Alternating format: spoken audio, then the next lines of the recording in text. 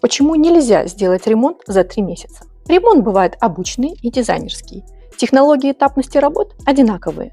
Например, штукатурка и стяжка сохнет одинаково по времени. Но у обычного ремонта, как правило, стандартные решения. Это натяжные потолки, обои на стенах и ламинат на полу. Конечно же, плитка ванной. А вот дизайнерский ремонт – это нестандартные решения, которые направлены на повышенный комфорт проживающих и увеличение пространства квартиры. Из-за этого появляются сложные узлы и решения, которые требуют дополнительного времени на ремонт. И обычно это от 7 месяцев до года.